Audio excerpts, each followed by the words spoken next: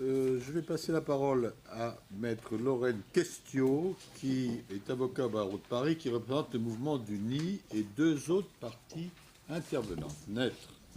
Merci, Monsieur le Président. Mesdames, Messieurs du Conseil constitutionnel, je vais commencer mon exposé par là où mon confrère l'a terminé, pour en effet exposer tout d'abord mes craintes et même ma sidération de voir qu'une question telle que celle-là puisse passer le filtre et remonter jusqu'à vous aujourd'hui, en 2019. Quelle est-elle cette question? La question, c'est de savoir si notre socle constitutionnel garantit un droit de nier l'autre, d'exploiter intégralement le corps de l'autre, son âme, son identité, son humanité. Effectivement, imposer son désir unilatéral à un autre être humain serait protégé par la Constitution. Et il y a un danger, et c'est indubitable, et un grand danger pour notre système de valeurs fraternelles, un risque de basculement vers un autre système, vers une autre morale, puisqu'effectivement c'est une autre morale qu'on vous expose de l'autre côté, mais une morale qui repose sur un principe, qu'on pourrait très facilement résumer, le principe de la loi du plus fort. Et en effet, c'est très dangereux, parce que les droits fondamentaux, ils sont universels.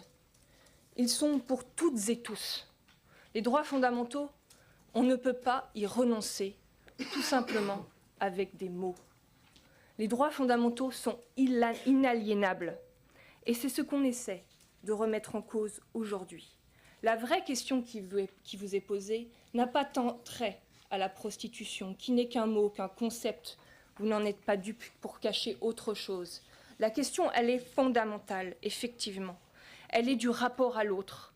Elle questionne, effectivement, le lien qui unit deux êtres dans une même société, le rapport qu'on peut avoir l'un avec l'autre. De quelle nature doit-il être? Doit-il être violent, dominant? Peut-on imposer son désir? Voilà, c'est l'essence, c'est le point nodal de la question qui vous est posée. Et derrière cela, comment une telle question, qui semble, une fois que nous l'avons montrée dans sa réalité, aussi intolérable, comment a-t-elle pu remonter? C'est qu'elle sait si bien se dissimuler. Nous l'avons entendu pendant au moins 1 heure. Elle se dissimule derrière nos propres concepts, ceux de notre société, le principe de liberté, le principe de dignité. Effectivement, ce serait par dignité qu'on renoncerait à ces droits fondamentaux.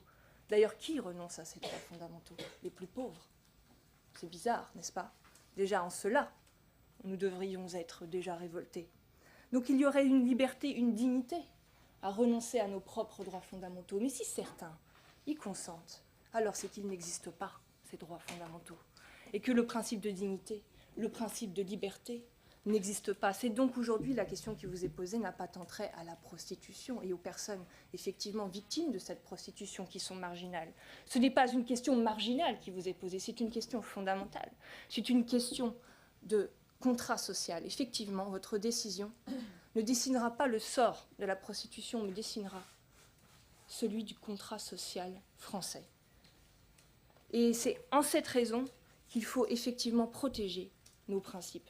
Parce que le stratagème par lequel nous avons aujourd'hui cette question devant vous repose sur le dévoiement des concepts de liberté et de dignité par justement cette idée qu'il serait subjectif.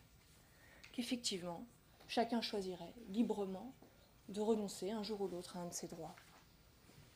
Et c'est cette subjectivité contre laquelle il faut se battre. Et c'est pour ça que nous estimons nécessaire de venir réaffirmer, si vous décidez de le faire, que le principe de dignité et le principe de liberté ont une conception objective, pour fermer à tout jamais la porte à cet argumentaire perverti qui consiste à mettre derrière liberté et derrière dignité l'inverse de ce qu'il suppose réellement. Le second point que je souhaiterais mettre en exergue, c'est préciser que l'infraction pour laquelle on vous demande l'abrogation aujourd'hui a pour unique destinataire celui qu'on appelle avec une pudeur nauséabonde le client. Il est l'unique destinataire, ce n'est pas les personnes prostituées, c'est un choix politique effectivement. Si la France est abolitionniste et non prohibitionniste, c'est qu'elle a décidé de condamner, d'interdire uniquement le fait social qui est commis par ce client, par cet auteur, par cette personne qui décide, qui fait le choix de venir imposer un acte sexuel sans préservatif, qui fait le choix de venir imposer son désir unilatéral à une autre personne dans le besoin, qui fait son choix libre de venir transmettre le VIH à une autre personne, qui fait le choix libre de nier le besoin et le désir de l'autre. C'est cet être-là qui est le destinataire de cette contravention qui a été prévue par cette loi. N'inversons pas la réalité et rappelons que c'est à cause de lui et uniquement à cause de cette demande qu'il existe la traite des êtres humains. J'ai entendu que cette loi n'aurait pas d'effet sur les mamas qui envoient les jeunes filles mineures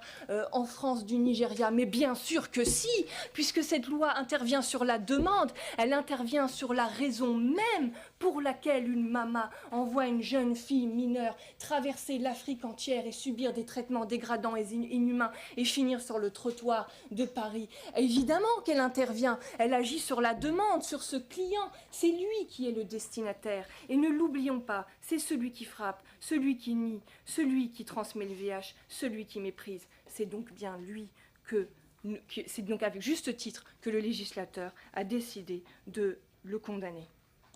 Et si la honte et l'opprobre social existent, elle est bien là, et elle n'est pas sur les victimes. Effectivement, les victimes de la prostitution, il y en a. Il n'y a que ça. Il y a effectivement les personnes, mais nous tous, nous sommes victimes de la prostitution, puisque vous l'aurez bien compris, la prostitution est un leurre. Derrière la prostitution, il y a la négation de l'autre. Il y a le système de haine. Effectivement, nous sommes tous et toutes victimes de la prostitution. Et il y a les premières victimes. Et c'est mon troisième point. Effectivement, interdire le recours à la prostitution d'autrui sauve des vies, protège, contrairement à ce qu'on essaie de vous faire croire. Effectivement, elle sauve des vies parce que tout d'abord, elle libère d'un mensonge qui pousse les victimes à l'autodétestation, à ne pas vouloir se voir comme des victimes, à ne pas se penser victime, parce qu'être une victime serait honteux. Et non, les personnes que le mouvement du Lit accompagne, et elle en accompagne 8000 tous les ans, depuis plus de 75 ans, ces personnes-là n'ont pas honte d'être victimes. Elles sont des victimes la tête haute, le bras levé, puisque le jour où on est victime, eh bien on dénonce l'existence de celui qu'on invisibilise depuis toujours, depuis l'auteur des violences. Celui qui est invisibilisé, on dénonce justement cette domination, on vient y mettre un terme. Être victime n'est pas une honte, être une victime n'est pas avilissant, n'est pas infantilisant. Être une victime, c'est affirmer ses droits, c'est mettre un terme à la domination. Et donc effectivement, non seulement cette loi, elle vient révéler ce statut de victime, elle vient donner des droits, évidemment, cet accès au logement parce qu'on est victime, cet accès à la renonciation des dettes fiscales parce qu'on est victime, cet accès au titre de séjour parce qu'on est victime, cet accès au respect parce qu'on est victime, se libérer du regard avilissant du client qui vous dit l'inverse, qui vous dit si tu acceptes, c'est parce que je t'ai jeté, c'est 30 € au sol, et c'est là que ta dignité s'arrête. Et donc c'est bien. Cette loi, elle vient, et surtout ce recours à la prostitution d'autrui, elle vient mettre un terme à ce fait social qui fait qu'aujourd'hui, il y a des jeunes filles, des jeunes garçons, mineurs, dans les hôtels autour de Paris, qui sont consommés, qui sont battus, qui sont agressés, à qui on impose les pires formes de torture et à qui on dit c'est ton choix, et qui le répètent aisément et contre qui naturellement et contre quoi naturellement on ne peut rien tant qu'elles diront qu'elles sont libres de le faire, comme évidemment il semblerait que d'autres évidemment ont décidé de choisir de ne pas entendre ce qu'il y a derrière et de décider qu'effectivement il s'agit d'une forme de liberté.